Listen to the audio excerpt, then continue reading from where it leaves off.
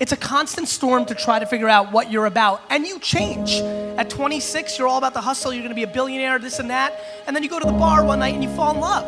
And it changes what you care about, right? And then you have a child, and then this happens, and then that happens. Things change. You just have to always consistently try to figure out what's driving you, and not because other people are watching, and not because that's what your dad wants, and not because that's what you said was gonna happen, and it doesn't look like it, and your family's gonna judge you. You just have to be as real with yourself as possible, and that is a very difficult struggle, but when you're not, you create enormous vulnerability and unhappiness.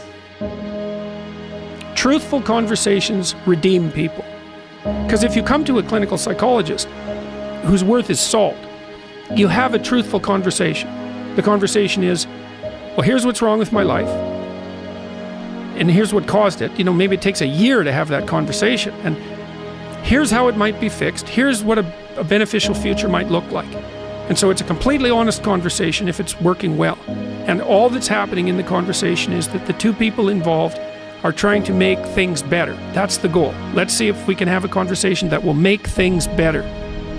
I think one of the factors in the resistance to these ideas of discipline and of taking responsibility for yourself is people recognizing that they're not doing that in their own lives, and they get upset, and instead of looking internally, they try to attack the thing that's upsetting them. They attack your message, they attack the philosophy behind it, rather than look internally and objectively and having some sort of introspective point of view where you go, okay, am I reacting to this because this resonates? Like I'm missing this aspect of my life?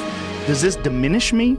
Or is this guy pointing something out that I can benefit from? Very few people are willing to do that. Very few people are willing to take that critical moment to look at their own behavior and look at their own thought process and wonder if the actual adverse reaction they have to this person's message is because they know that they're wrong. Start the process of becoming much more honest with yourself. It will help you make much better decisions, and it will help you in the long run. It may not taste as fun or as glamorous in the short term, but it will put you in a much better position. Stop doing the things that you know are wrong that you could stop doing. Right? So it's a fairly limited attempt. First of all, we're not going to say that you know what the good is or what the truth is in any ultimate sense. But we will presume that there are things that you're doing that for one reason or another you know are not in your best interests. There's something about them that you just know you should stop. They're kind of self-evident to you. Other things you're going to be doubtful about. You're not going to know which way is up and which way is down. But there are things that you're doing that you know you shouldn't do. Now, some of those you won't stop doing for whatever reason. You don't have the discipline, or maybe there's a secondary payoff, or you don't believe it's necessary, or it's too much of a sacrifice, or you're angry or resentful or afraid, who knows. But there's another subset that you could stop doing. It might be a little thing. Well, that's fine. Stop doing it and see what happens. And what'll happen is your vision will clear a little bit. And then something else will pop up that you will also know you should stop doing and that you could stop doing. And you could do that repeatedly for an indefinite period of time. And you know, that doesn't necessarily mean that you're going to ever be able to formulate a clear and final picture of what constitutes the truth and the good. But it does mean that you'll be able to continually move away from what's untruth and what's bad. And you know, that's not a bad start.